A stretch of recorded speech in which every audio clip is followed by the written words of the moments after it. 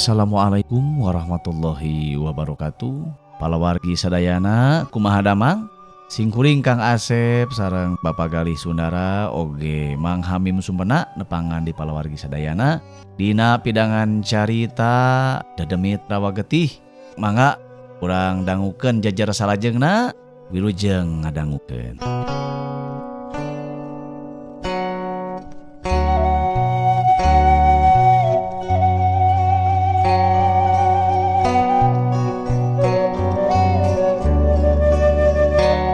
Sangeus kabireungeuh si Anam dibawa balik ku ratuna.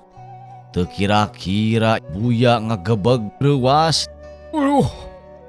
Cep Haji Anam, nah di canak ayeuna Gusti Ratu, naon kalepatan Cep Haji Anam? Cek buya reuwas lain di kieuna. Hei buya, perlu anjeun nyaho. Si Anam geus ngarempak pajaduan anu ku kami dibikeun kamanehanana. Aduh, Cep Hajina, eta teh kumaha bet ngarempak pacaduan. Cep teh hilap atawa kumaha teh? Mana Cep Hajina Gusti Ratu, mana abdi hoyong nyabak? Cek buya, Tah harapan maneh. Mana Cep? Ieu encep teh. Encep ieu. cek buya bari ragamang leungeunna ngodomang ka hareup. Maksudna hayang nyabak awak si Anam. Gap kacabak ceulikna sabab si Anam keur tungkul. Mohon bunya ya abdi cenah tosnya beci canak ayeuna makanya pun bojo baje babal itu buya. Cek si Anam pinuh ku kasedih malah cipanuna ngembeng sabab nyaho ayeuna manehna aya di karaton ratuna. Kunaon atuh encep bet kitu? Pancan waktosna Cep. Mun Cep wih ka dieu teh meureun saha nu masihan altos infak ka buya. Pancep sakitu seueurna infak ka buya teh. Kamurang kalih yatim sareng kaum duapa nu sanesna. Gusti atuh tong wakali canak Gusti. Cek buya, Hei buya, perlu kanyahoan ku anjeun. Sategesna kami gelebar ku si Anam teh buya. Sabab di antara abdi-abdi kami nu paling hade caosna. Atuh komo kitu Gusti. Mun dicanak ayeuna teh meureunnan Gusti moal ayeuna masihan caos saperti kitu deui. Tos we atuh kieu Gusti. Si Anam cenah masihan caos nu sapertos kitu. Sapertos anu ku Gusti kaanggo. Ngan si Anam wihkeun deui we atuh Gusti ka dunya. Tong wakali canak. Nah habat ngajukeun eksepsi kitu maneh buya. Sanes kunanaon Gusti. Jang Anam teh seueur infakna ka buya. Seueur masihan infak ka anak yatim. Panginten upami Cep Haji Anam aya nu dicanak teh buya moal aya masihan infak ageung. huleng. Ratu ngahuleng.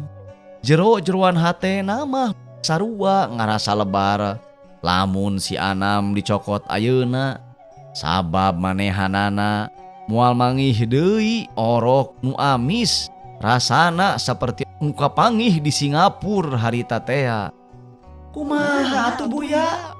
Da kami ge lamun teu sieun ngalangar tetekon ti luluhur mah pasti si Anam teh dibalikeun deui. Waduh Gusti. Saha kunaon si Anam teh bet meuni spesial teuing. Cek Patih Lulun manehanana nyaho spesial teuing ti mana? Teuing dumeh sugan mineng ngobrol jeung si buya nyaho spesial teh. Eta mah urusan kami Patih. Oh, sabios atuh. Tapi naha tadi betem warang paman kanggo jadak eta jalmi. Pan biasana ke ku paman digulung Gago aji lulu desabak. Cek Patih. Cek kami ge eta urusan kami Patih. Oh ya, punten atuh Gusti Ratu punten. Cek Patih lulun mah nasieun dicarekan ku ratuna. Janten, kumaha tu kaputusanana Gusti Ratu? Bingung kula ge. Sok atuh Cep nu nyarios ka Gusti Ratu. Gusti Ratu, nyuhungkeun 10 tahun deui we dungi ka pun anak ageng sun. Sawiyos. Mun hoyong olok anu bole sapatos kamari mah abdi sangem masih 50 siki we masa dinten. Asa diuihkeun di we alim waka cicing di dieu jantan rakyat Gusti.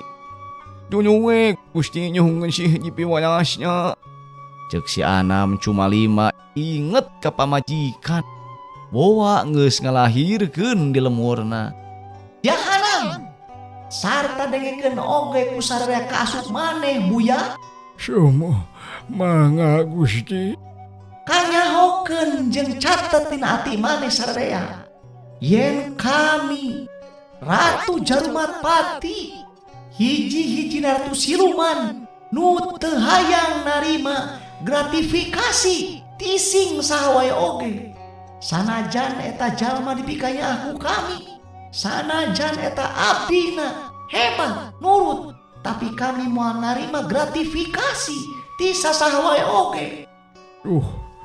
Bingung atuh ari kitu manya Cep hajinya. Punten Cep Buya teu tiasa nulung. Punten Cep Haji, punten pisan.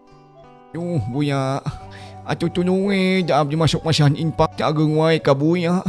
Pilaku ali abdi dina kayaan cilaka Buya teh hayang nulungan ka abdi.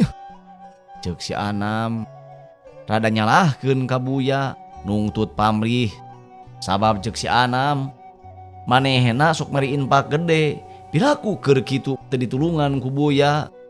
Numawi Cep Haji, pan geuning tadi eksepsi ti Buya ge teu ditampi ku ratu teh. Naon sun eksepsi? Cengal tos abdi mah. Pembelaan teteh Cep, cek pengacara mah eksepsi teteh. Oh, eksepsinya. Ali eta gratifikasi teh naon? Suap teteh Cep, sogokan atau waleueur. Eta teh gratifikasi kasebutna. Meni hebat na tu teh nya nyaho bahasa-bahasa kitu.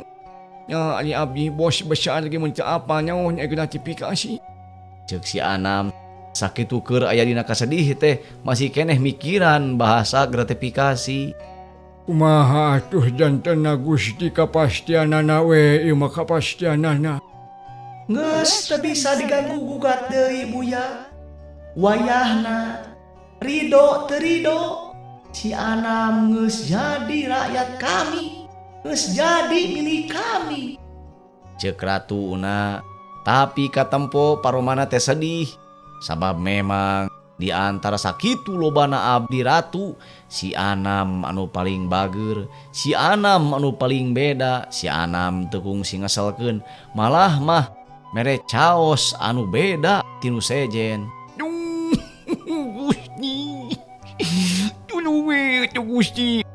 Tong waka ditanya Gusti, abdi mah hoyong nyaksian heula pun bodoh lahir sun. Ulah waka tu Gusti, ulah waka sun. Tulung we abdi mah tulung Gusti. Sakali masa kedap deui Gusti 3 tahun yos teu 10 tahun ge Gusti.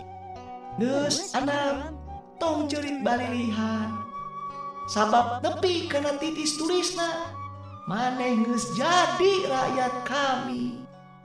Cek ratu, tapi ayeuna mah ratu teh teu seuri, malah mah cipanona ngembeng sedih ku ayana si Anam teu kahaja ngareumpak pacaduan.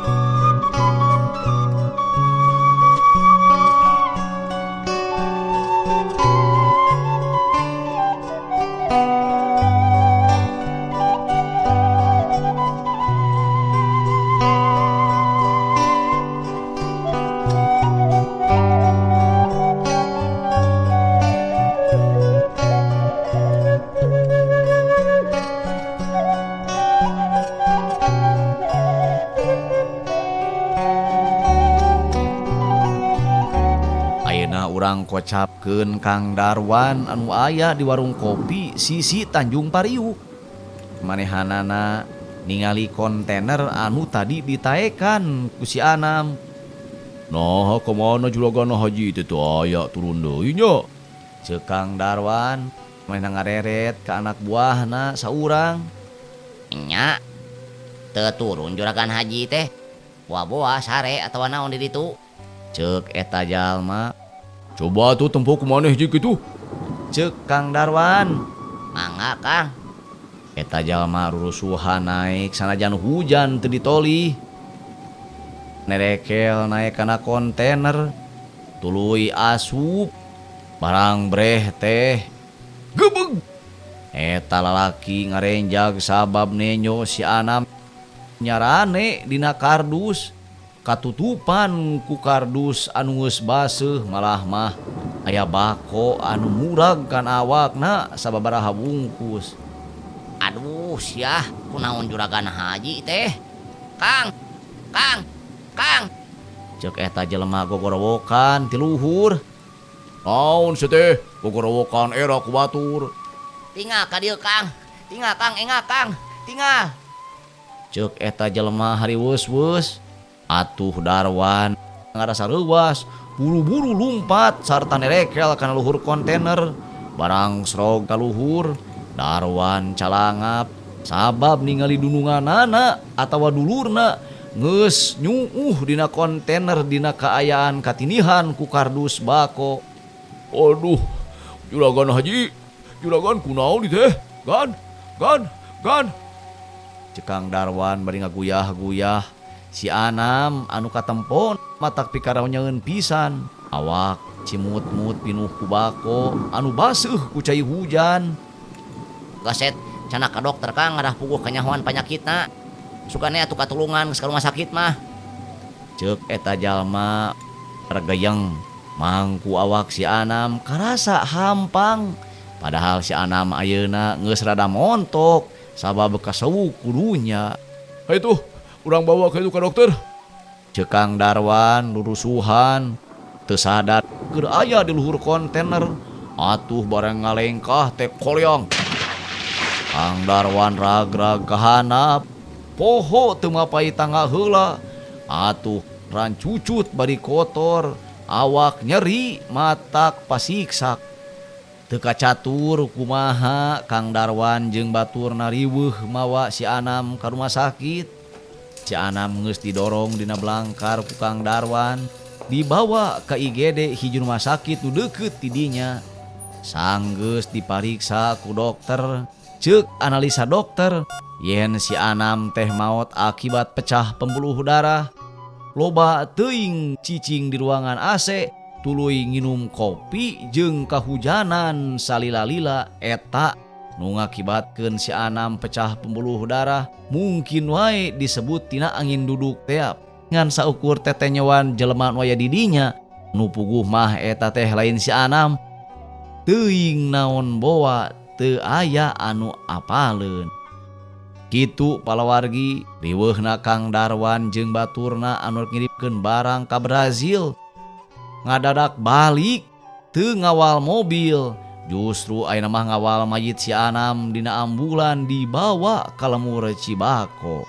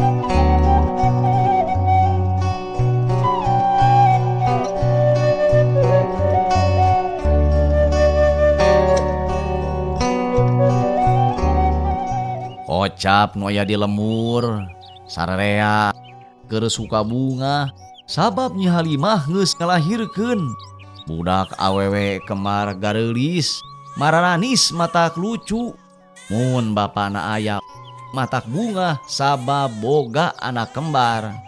Nyi Halimah keur disangarepan ku Ma Paraji nu katelah Mak Mimah dulurna keneh Kang Dasta ti pamajikanana. Alhamdulillah geuningan geus waktuna mah guruda ge si Utun teh yeuh heg kemar leuh mama mun boga budak kemar teh matak bagja hanya kalwe mama geus kolot moal bisa dikakandungan. Cek Mak Mimah manehna milu reueus ka Nyi Halimah. Mun mak kan hanya kalwe ieu teh ramana teu aya. Nah ka mana bapana teh Nyai? Usaha atau umroh deui? Saurna mak ke Amerika. Oh, ke Amerikan. Eueuh, aing geus beunghar mah bisa ke Amerikannya. Mama baheula ngadenge we Amerikan teh. Hayang ka Jepun ge. Teu kabiruyungan, padahal mah baheula keur leutik mati dijajah di dieu teh ku Jepun. Naon mah Jepun teh kacang? Lain Nyai, Jepun teh Jepang. Kolot baheula mah lamun nyebut Jepang teh Jepun. Matak di urang aya kacang Jepun. Da meureun eta teh binihna teh Jepang. Cek Kang Dasta nyelenggeng ti lawang. Bisi Nyi Halimah teu nyahoeun naon ari Jepun. Sararea suka bunga malah mah nu aya di dinya geus dibagi duit ku Kang Dasta titahan Nyi Halimah minangka tasyakur bini mah sabab Nyi Halimah geus ngalahirkeun. Di lemur mah palawargi masih keneh aya tanya upami ngalahirkeun teh ngabagi artos sodakoh malih upami teu ku artos kusang rai kacang palawargi duka naon eta teh kabitna mung saukur tradisi pangintennya. Sabot keur kitu ti kaanggangan kadenge aya sora srine anu ngaheang. Sararea geus apal yen eta teh sora ambulan. Beuki lila sora teh beuki deukeut ka imah si Anam. Antukna jog ambulan teh anjog di hareupeun gudang. Ari ka imah mah kudu ngaliwatan gang moal cukup mobil asup. Aduh, naon eta? Cek Kang Dasta mahna reuwas ningali anu digotong ku Kang Darwan jeung ku baturna. Kang, punten yeuh, nying raya heula sakeuda punten yeuh. Cek Kang Darwan. Saha eta teh Jang? Cek Kang Dasta. Angkewe tempo sok serangan duh, gempur yeuh gempur. Punten. Cek Kang Darwan. Cat Kang Darwan jeung baturna nu ngagotong si Anam mancat kana golodog labas asup ka imah barang ningali yen eta nu digotong teh si Anam. Cerit Nyi Halimah ngajerit maratan langit ngocak maratan mega. Di dieu manehna ngarasa samagaha antara sedih jeung bunga. Sedihna salaki balik teh tinggal mayitna sedengkeun bunga orok aya gigireunana ngan teu katungkulan ku bapana. Atuh sararea oge milu ceurik milu sedih ka Nyi Halimah jeung milu mangahanjakalkeun si Anam teh maot dina waktu pamajikanana geus ngajuru. Sararea tungkul teu saeutik anu ngadoa jeung anu nginghak ceurik. Kumaha mimitina ieu teh Wan? Cek Kang Dasta. Kieu Kang yeuh mimitina teh. Parabat Kang Darwan nerangkeun kajadian di Tanjung Pariuk teh ditetek teu aya nu kaliwat. Atuh sararea gogodeg jeung milu kumecrek. Kalunya Jang Anam. Cek Pak RW manehna teu bisa ngomong. Kan sakitu-kituna hareneg pisan sabab si Anam memang gede jasana ka urang lemur. Malah mah ka Kang Dasta sabatur-batur geus mere duit keur berangkat ibadah haji ka tanah suci. Jang Anam, dinoakeun ku Pak RW sing ditampi iman Islamna, sing dicaangkeun di jero kuburna, sing dipasihan nikmat kubur ku Allah Subhanahu wa taala. Amin. Sadaya ngaaminkeun kana doa Pak RW. Teras bade dikumahakeun atuh ayeuna ieu layon Kang Anam teh Kang Darwan. Ceuk Nyi Halimah bari nginghak ceurik teu bisa hudang sabab awakna leuleus keneh urut ngajuru moal kungsi sajam lilana. Nya ari tos kieu mah kantun ngawartosan wargi-wargina we Neng. Urang kurepkeun we sawios tos rada sonten oge. Pilih aya nanaon aya dienjingkeun mah. Mending tungguan heula babaturan-babaturanana besi hayang ngalayan wan. Kembali Kang lah. Karunya ka mayit ay dililakeun teh. Sok atuh teang Bapak Ustad cina ngatur-ngatur mula sara mayit. Ceuk Kang Darwan. Keun atuh ku akang we yang ustad mah. Ceuk Kang Dasta jerut turun barang rek init neang ustad disampeurkeun ku hiji jalma sing horeng teh supir ambulan. Selamat sore Pak, maaf nih saya ganggu. Ceuk eta jalma. Oh iya, ada apa Mas? Ini Pak, nganter jenazah dari Jakarta, tapi saya belum dibayar Pak. Ceuk eta supir sing horeng manehna nungguan bayaran. Oh iya, berapa?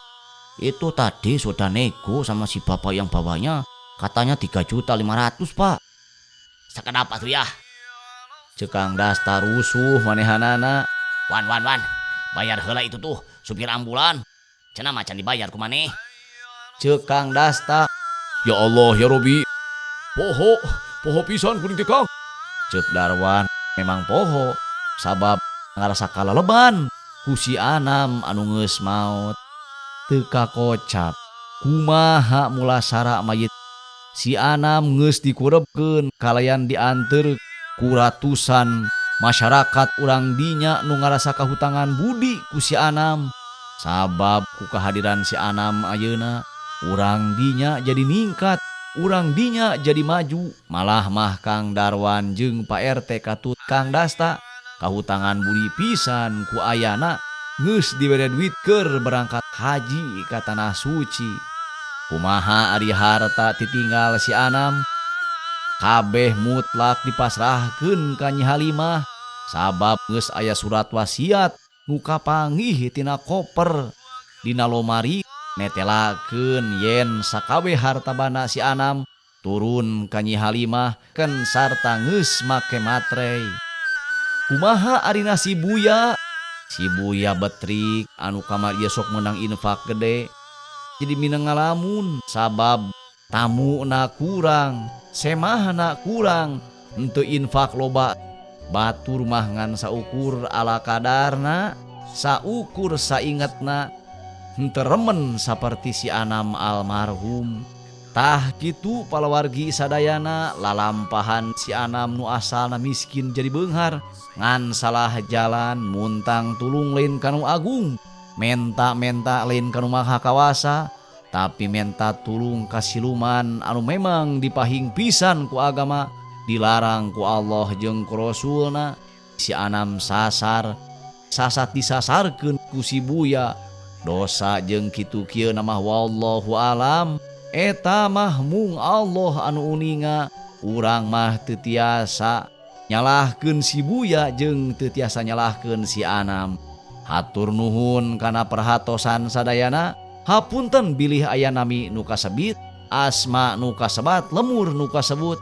Ieu carita istuning karangan samata teu aya di sanyatana.